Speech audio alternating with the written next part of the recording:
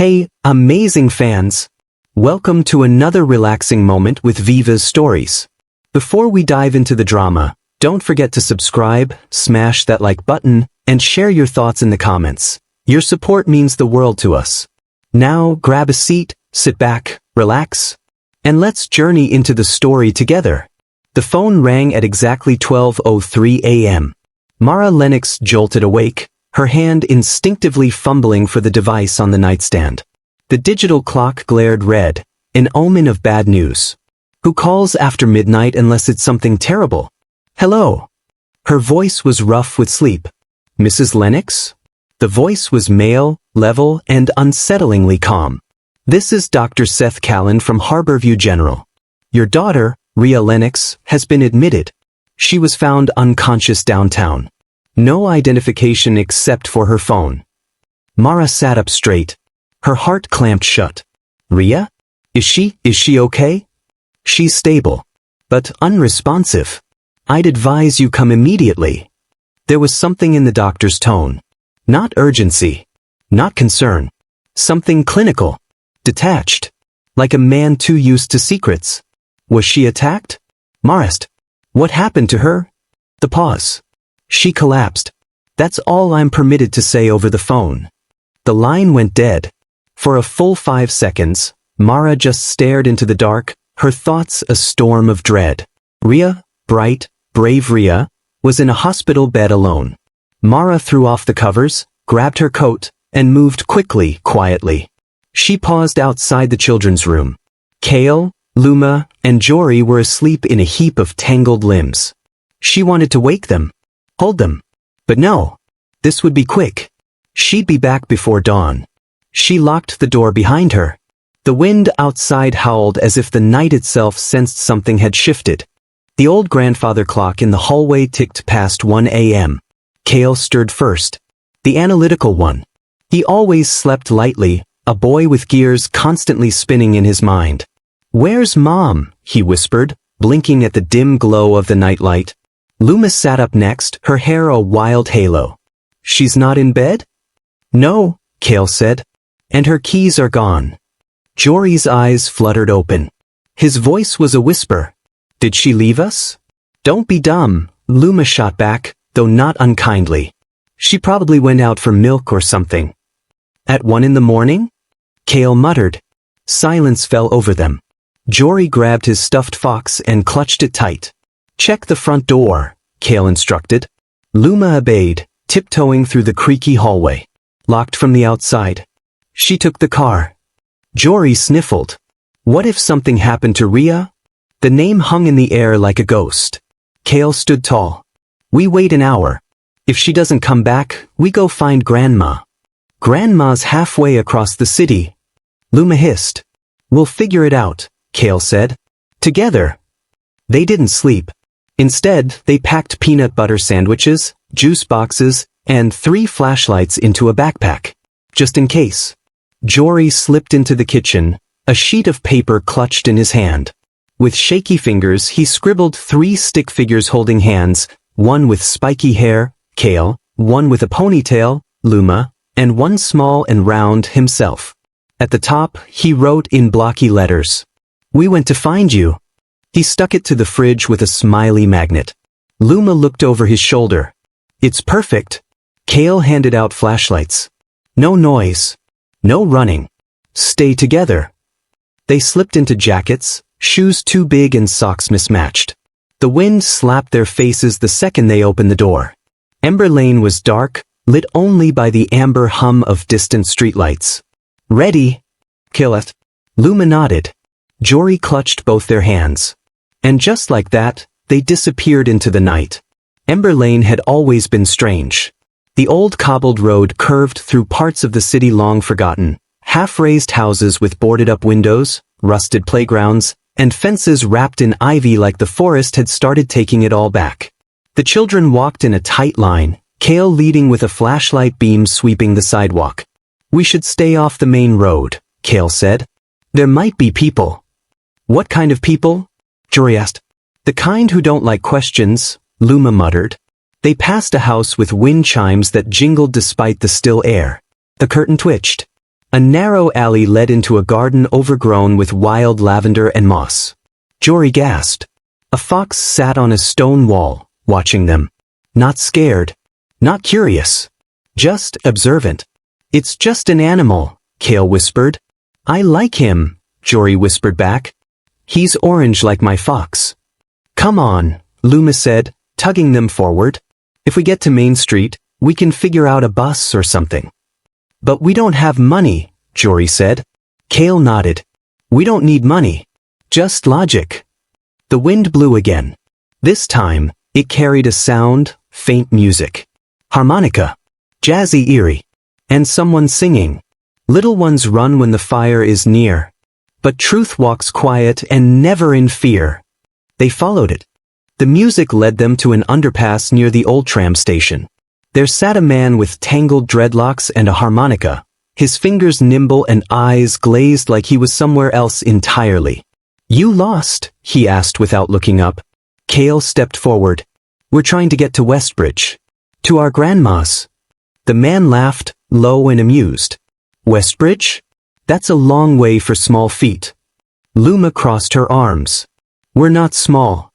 You are, he said, finally looking at them. His eyes were gray. Almost silver. But not where it matters. He reached into his coat and pulled out 3 butterscotch candies. Each wrapped in gold foil. Take one each. For the road. Kael hesitated. Why? 'Cause sugar helps when truth bites. He grinned. And it's going to bite soon. Jory stepped forward, took a candy, and bowed slightly. Thank you. The man bent toward him. You see things, don't you? Jory blinked. Sometimes. The man straightened. Remember what I say, little fox. Don't trust signs. Trust silence. Luma frowned. What does that mean? But the man only turned and resumed playing his harmonica, the notes slow and strange. They moved on. The tram station was ancient, a skeleton of iron and flickering lights. A faded map hung lopsided on a wall. Kael studied it. This line goes to Brookmore. Grandma's only a few stops past that. We don't have tickets, Luma reminded. We sneak on. Jory nodded solemnly. Like ninjas. They jumped the turnstile, hearts pounding. A tram pulled in with a screech. They slipped aboard, ducking behind seats. The car was empty, the lights buzzing overhead. As the tram moved, Luma whispered, I don't like this. It's too easy. Kael replied, Nothing about tonight is easy. From the platform, unnoticed by them, a figure in a gray coat stood watching. One hand in his pocket, the other holding a silver key. Mara paced the hallway outside Rhea's room, the rhythmic squeak of her boots echoing down the sterile corridor. Rhea lay inside, pale, motionless, her thick curls fanned out across the pillow like a crown. Machines beeped rhythmically, each one a cruel reminder of her daughter's fragile state.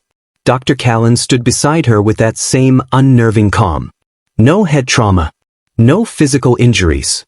But something shut her down. Like a circuit overloaded. Mara blinked. A panic attack?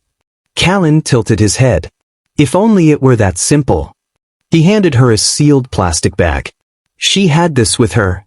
Inside was Rhea's shoulder bag. Worn leather, covered in pins and patches. Mara opened it with shaking fingers. Phone, sketchbook, a few receipts, and at the bottom a folded envelope. No stamp. No address. Just a name, Elias Verdan. Mara's heart stuttered. Verdan Industries. The name was all over government contracts, whispered in lab corridors, passed between scientists with nervous laughter. Years ago, Mara had heard rumors. Memory mapping, DNA overlays, lineage tracking. Ethics violations. Rhea had once interned there. Briefly. Secretly. She slid the letter out. It was aged, ink faded. If you're reading this, I failed. They'll come for the children. Don't trust the systems. Trust what runs beneath them.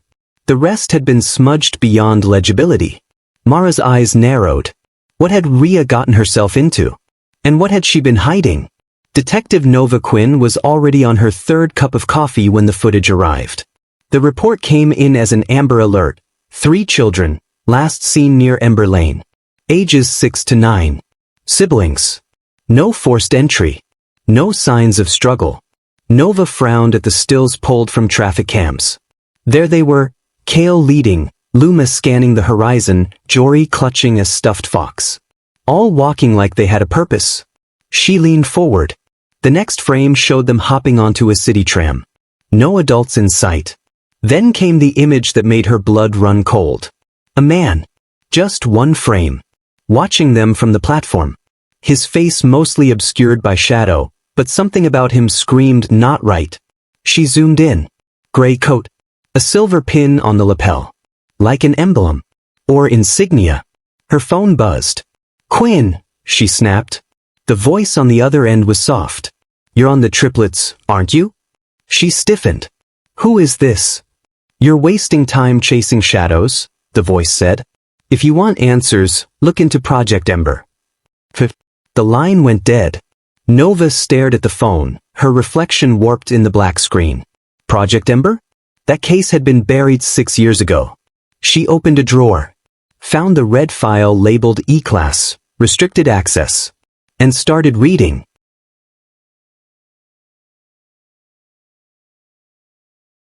The tram screeched to a halt in an unfamiliar part of the city, one filled with brick walls, crooked alleys, and flickering gas lamps that shouldn't have been functional in this century. They stepped off cautiously. I don't like this, Luma muttered. I think it's cool, Jory said. Like old movies. Kael pointed to a sign that barely clung to a rusted iron post. Wren Street. They walked down it, past closed cafes and pawn shops, until they found it. A 4-story building with faded green paint and a carved wooden sign. The Haven Hotel. Luma tried the knob. It opened. The lobby was oddly inviting. Velvet couches. Lit lamps. A bell on the counter. They stepped in hesitantly. It smells like cinnamon, Jory whispered. No one's here, Kael said. Someone lives here, Luma corrected. Look. Behind the reception counter, pinned to a corkboard with yellowing receipts and faded notes, was a photograph. A girl. Teenage. Long curly hair. A nose ring. Wearing the same leather jacket Mara had once passed down. Rhea. Kael stared. That's her. That's Rhea. Did she stay here? Jory asked. Looks like she ran from something, Luma murmured. Suddenly, a door creaked open. An old man stepped out, cane tapping the floor. His eyes were clouded with cataracts, but they held a sharpness beneath. You found your way back, he said softly. Didn't expect that. Who are you? Kael demanded. The old man gave a tired smile. Mr. Wren. And you're not the first Lennox kids to knock on my door. Wren brewed tea in the back room. Chamomile with a dash of clove. He moved slowly, deliberately, like a man who had lived many lives and remembered too many of them. They sat in mismatched armchairs around a coffee table while rain began to patter against the windows. She stayed here, Mr. Wren said, setting the cups down. Your sister. Years ago. Before you were born, I think. Why? Kael asked. She was running, Wren said. From herself. From her past. From the name Verdan. The children stiffened. How do you know that name? Luma asked. Wren tapped his temple. Names stick to people like smoke. I remember the ones that burn. Jory clutched his fox tighter. Did Rhea ever talk about us? Wren looked at him kindly. She left a message. In the drawer. Said it was for when they came back. I never knew what she meant. He opened the sideboard and pulled out an envelope marked simply. Kael. Inside were 3 notes, each with a short message. Kael, you'll figure it out. You always do. Luma, you're braver than the world will ever deserve. Jory, follow your dreams, literally. Jory blinked. She knew. She always knew, Mr. Wren said. She was the only one who remembered what they tried to erase. What did they erase? Kael asked. But Mr. Wren didn't answer. He looked toward the window. They're coming, he said softly. You should sleep while you can. Mara stood outside the weathered gate of the Solace Institute, an old research lab converted into an archive center. She buzzed the intercom. A familiar voice answered. I thought you left this life behind, Mara. Hello, Dr. Elise Harmon, Mara said. I need your help. It's about Rhea. There was silence. Then a click. The gates opened. Inside, Elise led her past rows of files and microfilm readers. I told her not to get involved with Verdan. She didn't listen. You knew she worked for him? Marist. She came to me for advice. Bright girl. Too bright. Verdan took notice, of course. He always liked the ones who asked questions. They sat at a terminal. Elise pulled up an encrypted file. Project Ember, she said. It wasn't about fire. It was about lineage, how memories pass through bloodlines. Verdan believed in something called ancestral echo. That children could carry pieces of their parents' consciousness. Literally. Mara's stomach twisted. Like, memories? Emotions? Everything, Elise said. Verdan wanted to map and replicate it. Rhea worked in the sequencing lab. She uncovered something they were hiding. What? Elise stared at her. You'll need to ask Verdan yourself. But good luck finding him. Mara stood, her mind spinning. Verdan, Rhea, the triplets, all connected. Her phone buzzed. A known number. She picked up. Mara, the voice said. Familiar. It was Verdan. They're not lost, he said. They're with me. And for now they're safe. The morning sun over Wren Street was a cold gray, filtering weakly through mist and soot. Luma woke before the others, slipping on her boots and grabbing her coat. The air in the hotel felt thick, like something watching from behind the wallpaper. She needed air. She crept down the stairs and stepped out into the alley behind the hotel. The bricks bled moss, and the fire escapes groaned in the wind. Somewhere nearby, a bell chimed once, then stopped. Luma turned a corner and froze. A man stood in the alley's mouth. He wore a long gray coat with the same silver pin Detective Quinn had seen in the camera footage. His eyes were unreadable, but sharp, like he knew exactly who she was. You shouldn't be alone, Luma, he said. Her heart thudded. How do you know my name? I've always known it, he replied. You're stronger than your mother ever was. She took a step back. You knew Rhea? The man tilted his head. She ran from her potential. But you still have time to choose. Choose what? Whether you remember. She blinked. What do you mean? He didn't answer. Instead, he reached into his coat and held out a small object wrapped in velvet. She hesitated, then took it. Inside was a locket. It clicked open to reveal 3 silhouettes. Kael, Luma, and Jory, etched in fine silver. It belonged to her, the man said. She wore it the day she left. Luma's breath caught. Who are you? But the man was already gone. The alley stood empty, and the breeze that lingered in his place felt colder than the morning had any right to be. That afternoon, the triplets decided to move. Kael had spent the morning scribbling on napkins, drawing potential escape routes and mapping nearby metro stops. Something Mr. Wren had said, "They're coming," stuck with him like a splinter in his brain. We need to disappear before they find us, he told his siblings. So they walked to the nearest underground station, their backpacks light and their nerves tight. The metro buzzed with city folk, hurried steps, clattering tokens, and flickering lights overhead. Jory, trailing behind the others, paused at a tiled wall near the platform edge. Something had been scratched into the grout, almost hidden behind an old map. 3 born in silence, destined to break the chain. He ran his fingers over the words. A strange pressure built behind his eyes. His breath hitched. The tunnel suddenly blurred. He saw flashes. A room of mirrors. Children strapped to chairs. Rhea screaming. A man's voice, cold and clinical. The mind remembers what the blood forgets. Then blackness. Jory stumbled. Jory. Kael was beside him now, grabbing his shoulders. Jory blinked rapidly. I think I saw something. Kael helped him to the bench. You fainted. No, I saw Rhea. And someone else. A lab. There was something wrong. Luma sat beside them, her fingers tight around the locket. We have to go. Now. None of them noticed the metro camera overhead turning to follow them. Detective Quinn stared at the bulletin board in her office, red yarn stretching between faces, files, places. Ember Lane. The tram footage. The call logs. All pointing back to one thing. Project Ember. She flipped open the confidential file again, the one she wasn't supposed to have. Subject 01. Mara Lennox.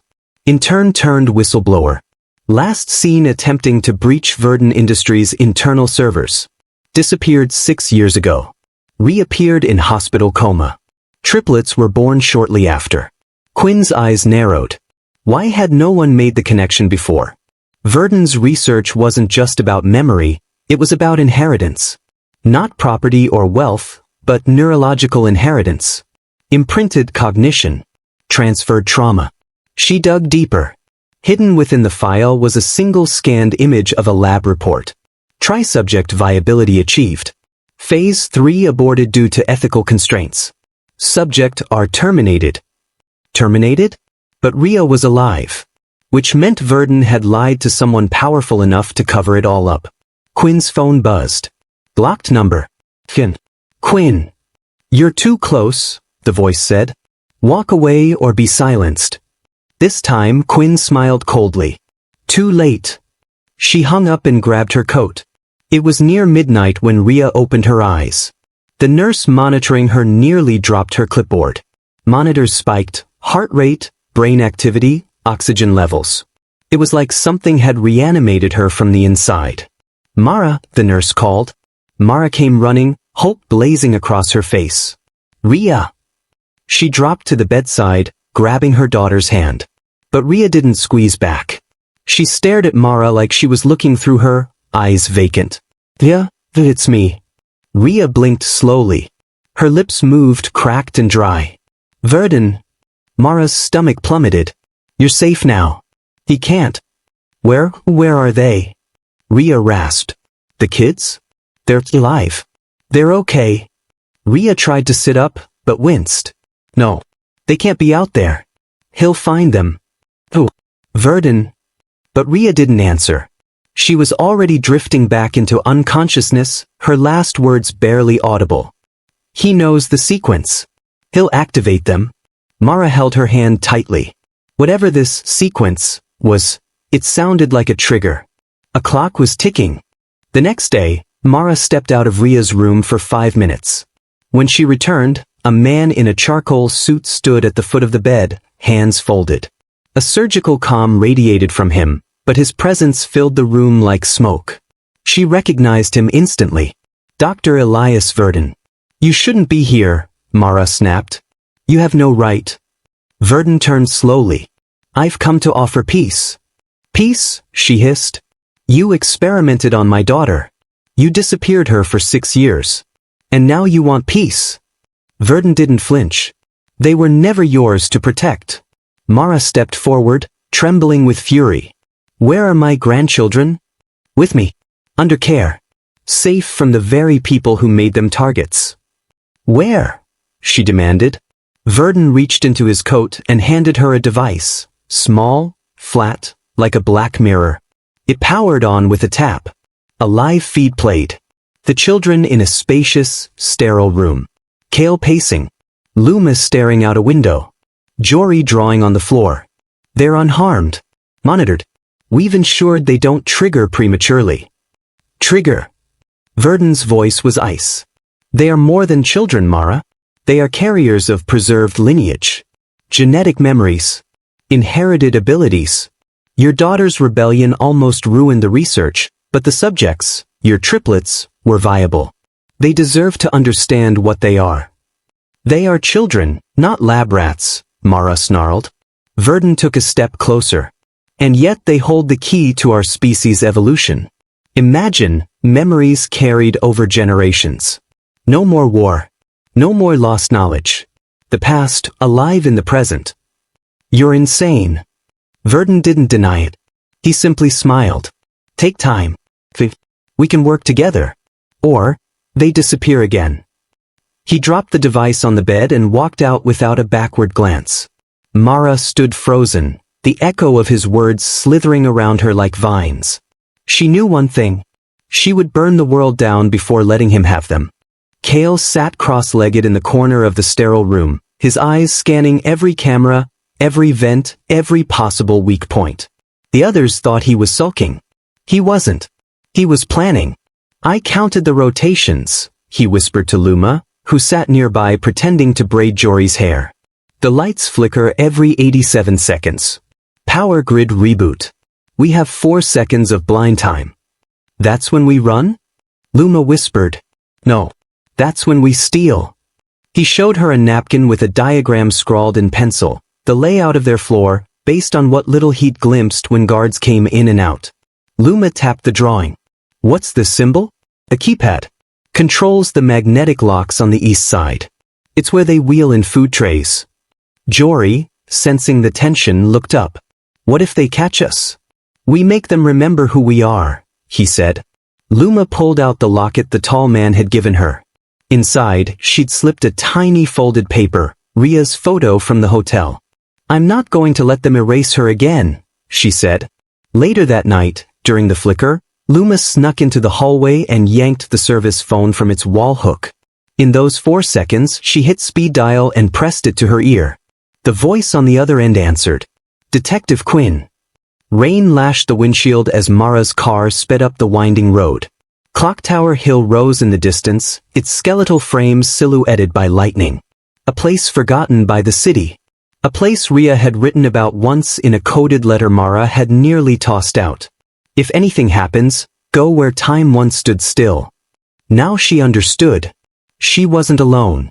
A black sedan trailed behind, Detective Quinn, following close, gun ready, badge visible.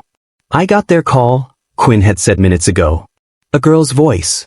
Said they had 4 seconds. Said she was ready. The hilltop was empty when they arrived, at first. Then Mara saw them. 3 small figures, soaking wet, standing by the rusted remains of the clock tower. Kael raised his hand. Mara jumped from the car and ran, arms wide.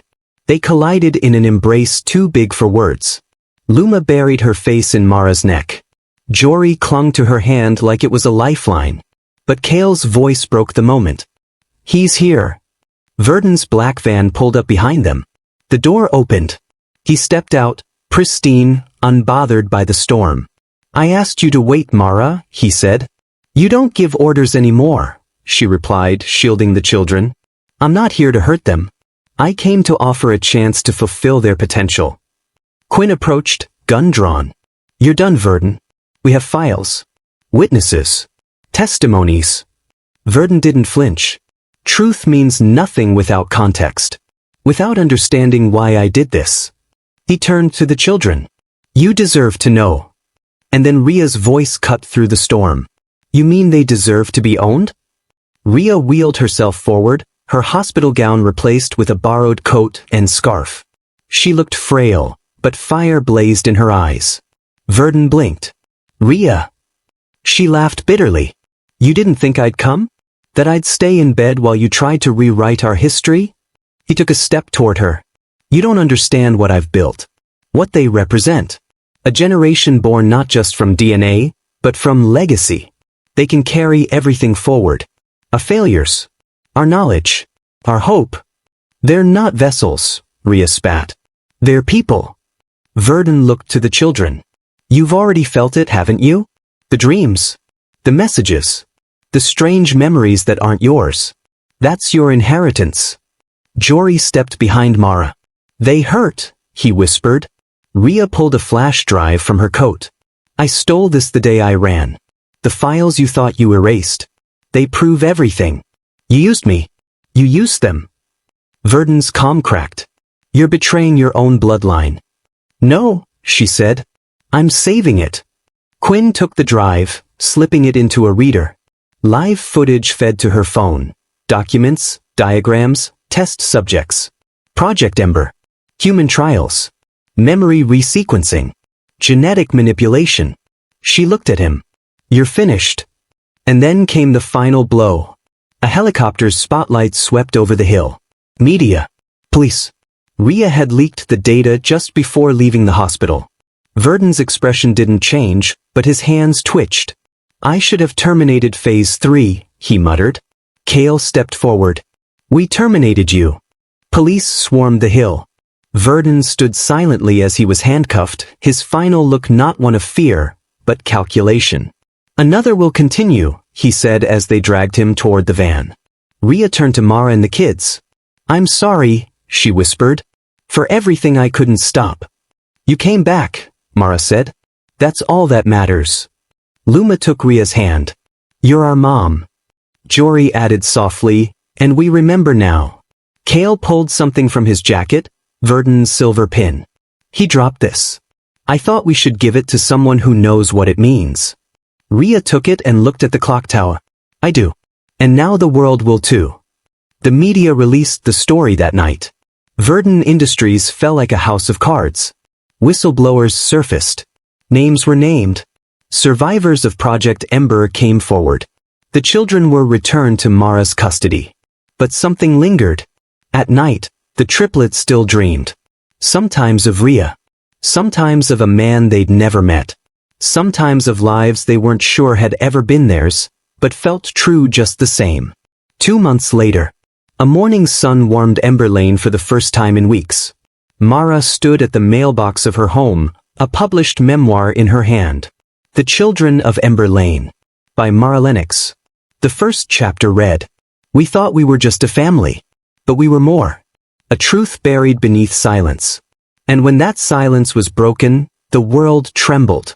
Inside the house, the triplets prepared for school. Luma buttoned her jacket. Kael helped Jory zip his bag. Mom, Kael asked as they passed her at the door. Do we have to pretend to be normal? Mara smiled. You never were. But now, you get to choose what kind of not normal you want to be. They laughed. A fox darted across the lawn and paused by the mailbox. The same fox from Ember Lane. It stared at them a moment, then vanished. Rhea, still recovering but walking with a cane now, stepped onto the porch. She watched her children walk down the lane, toward a world that no longer owned them. Let them remember, she whispered. And somewhere behind the clouds, the past burned like morning light, no longer a chain, but a torch. Thank you for watching. Make sure you like and subscribe. Don't forget to turn on the notification bell for newly created content.